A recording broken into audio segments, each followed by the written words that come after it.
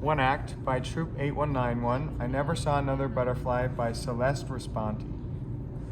Susanna Winterova, 11 years old, perished at Auschwitz, October 4th, 1944. Gabriela Friova, 10 years old, perished at Auschwitz, May 18th, 1944.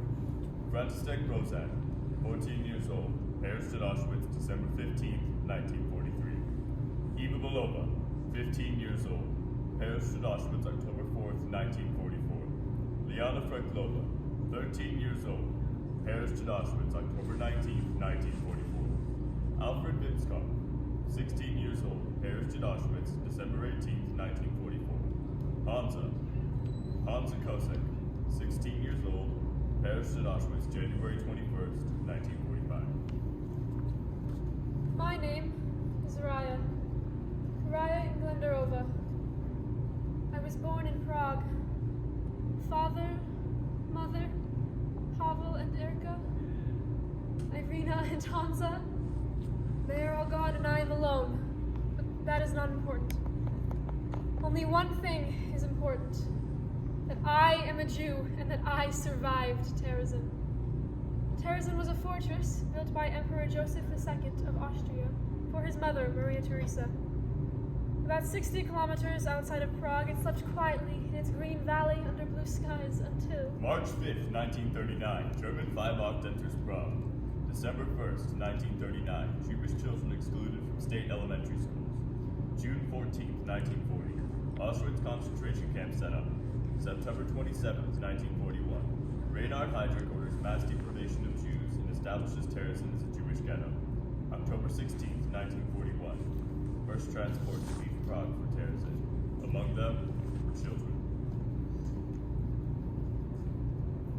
You must go along now to the bathhouse, dear.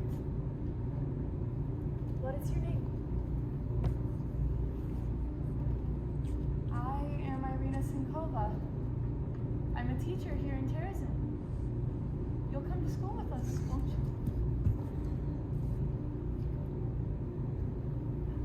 You are from Prague? I once taught in Prague. It's a beautiful city. Now, when I first came to Prague, I was about your age. I remember how frightened I was.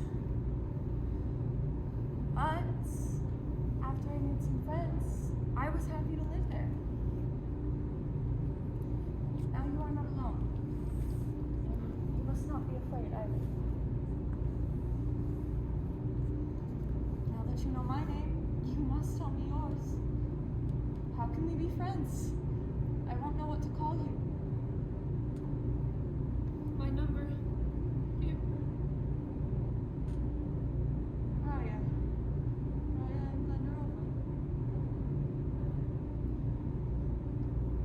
Come, Raya Glendarova. Let me tell you about our school. There's much to do here in school. You'll be coming with us tomorrow, perhaps. We have few books, but we have many songs. Every day, if you wish, you may paint and draw. Here, see, each of the children has drawn a spring picture. Would you like to paint? I can find some paper for you, and then tomorrow you may begin. See, we save all the paper we can find. Forms, wrapping paper, and some of the children brought their own. Would you like to choose a piece of your own, Raja? Raya? My name is Raya.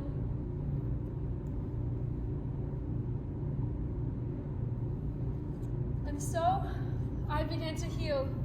I and the hundreds of children who passed through Irina Sinkova's school. It was months before I could say anything but, my name is Raya. I said it over and over, just to hear the sound of my own voice. Perhaps just to make sure that I still knew my name. It was an accomplishment for me. Irina knew it. She gave me paper and paint, and I carved my name in these stiff, crippled characters. Raya, Raya, helped me be sure I was still alive. One day, I suddenly wrote another name, Irina. It was then that I knew I was healed. I could sing and laugh and paint again. I could tell Irina the things I was remembering, the things I was no longer afraid to remember. Right now, remember, you are not alone. Whatever you see, whatever you hear, whatever is done, remember we are together, and then you will not be afraid. Come, sit close together. I was one of them, the children of Terrazin. One who saw everything. The barbed wire fence, the rats, the lice. One who knew hunger and dirt and smells. One who heard trains come and go. The tread of heavy footprints in the darkness and the screaming sirens. I sat in Irina Sinkova's classroom to write and paint the story of those days. I never saw another butterfly, the last, the very last, so richly, brightly, dazzling yellow, perhaps if the sun's tears sing against a white stone. Such a yellow is carried lightly way up high.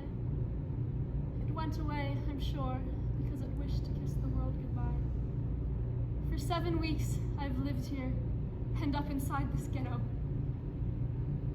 But I have found my people here.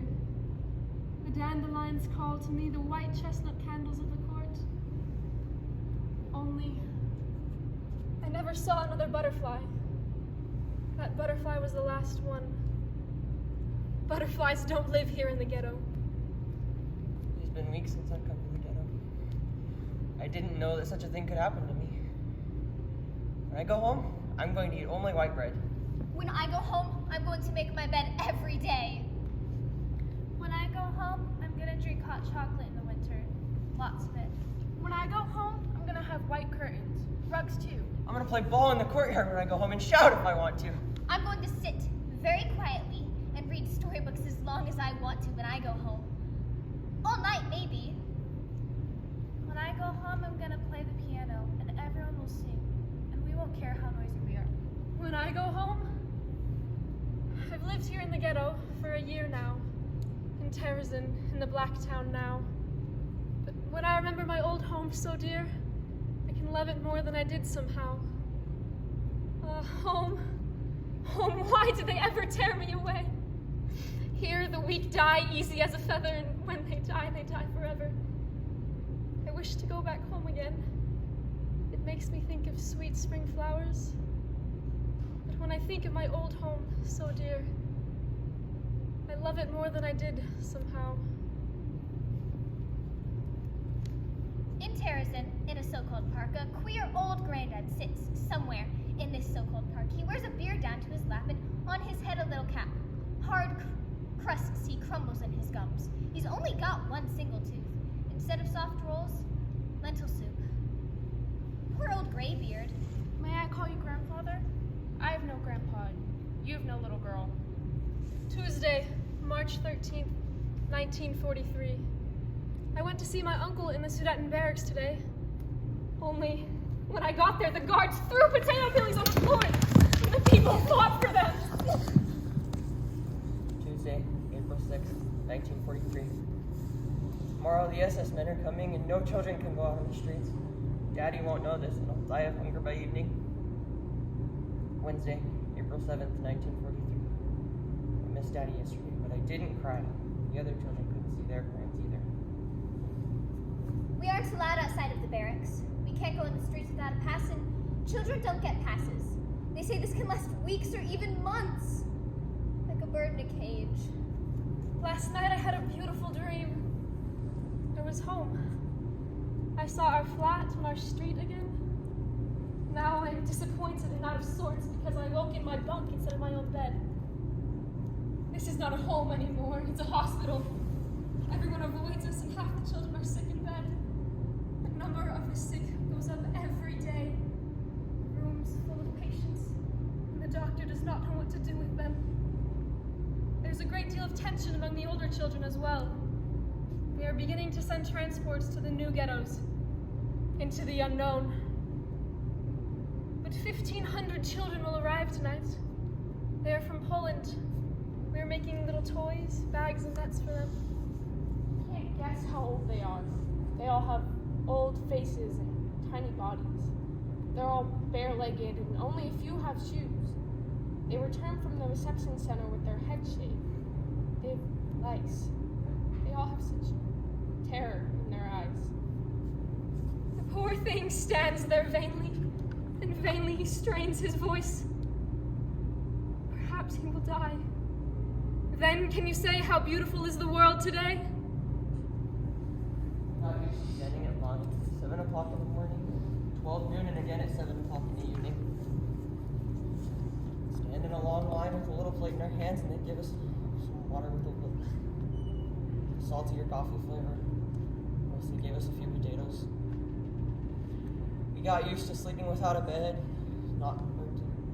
saluting every uniform, not to walk on the sidewalk, then to walk on the sidewalk again. We got used to undeserved slaps, blows, and executions. We got used to seeing people die in their own excrement, to seeing coffins piled full of corpses, to seeing the helpless doctors. We got used to it that from time to time 1,000 unhappy souls would come in, and that from time to time another 1,000 unhappy souls would go out. Monday, September 6th, 1943. Today I got up at 6 to go see Zdenka. Only when I got there, the last people were just going through the back gates and boarding the train. It was all boarded up, so no one could get to them and so they could not escape. But I jumped over, ran up to the last people going through the gate. I watched the transport depart.